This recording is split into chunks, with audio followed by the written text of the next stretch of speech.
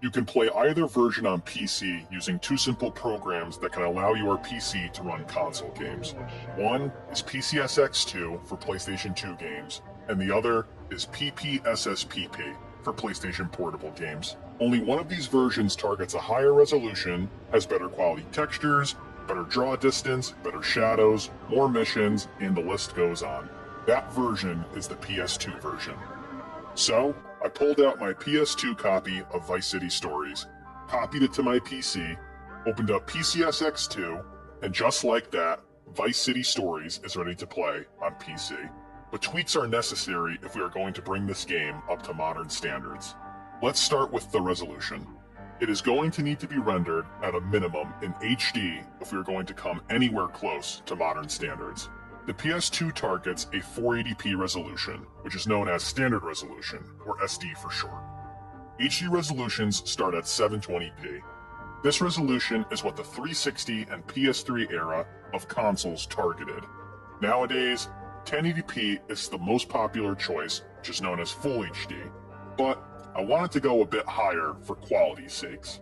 4K at Ultra HD is probably a bit overkill, as it will be very demanding on PC hardware, which will ultimately lower performance. I chose Quad HD at 1440p, which would be the perfect sweet spot. At around 4 times the resolution of standard HD, 1440p should definitely bring the quality up to modern standards without tanking performance. Speaking of performance, let's talk about FPS. Vice City Stories on the PS2 ran locked at 30 FPS. We can unlock the frame rate on PC, but it's not as easy as clicking a button. You see, back in the day, games were made differently during the PS2 era. The frame rate was often tied to the game engine, meaning, if FPS changed, it would change the game speed along with it. This means the game would double in speed if we were to double the frame rate.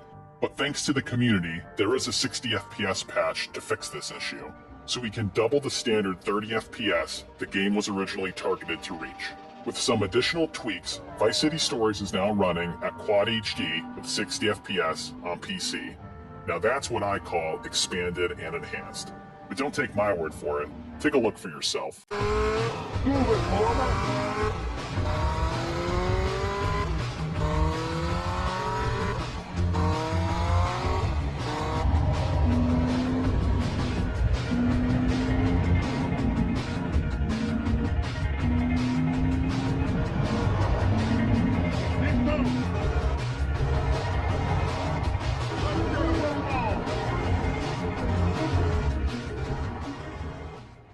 Though the PS2 version is the definitive way to play Vice City Stories on PC, the PSP version is still a great option, especially if you don't have the most powerful hardware or you are looking for an easier to run alternative. Consider it like you are playing a game with low settings on PC. The full experience is still there, but without ultra graphics settings enabled. After my game finished copying from my PSP to my PC, and PPSSPP was installed, I could start playing the game immediately on PC. But tweaks are once again necessary for a modern gaming experience. The PSP's native 272p was obviously just not going to cut it.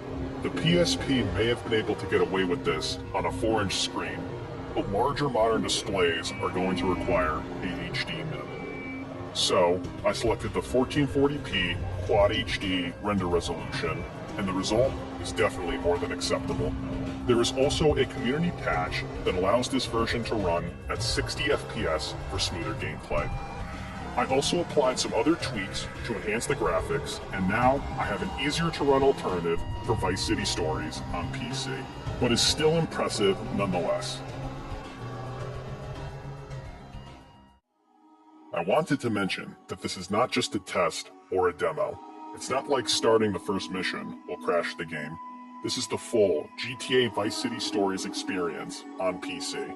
I've completed the main story using PCSX2 with no issues, and I would totally do it again.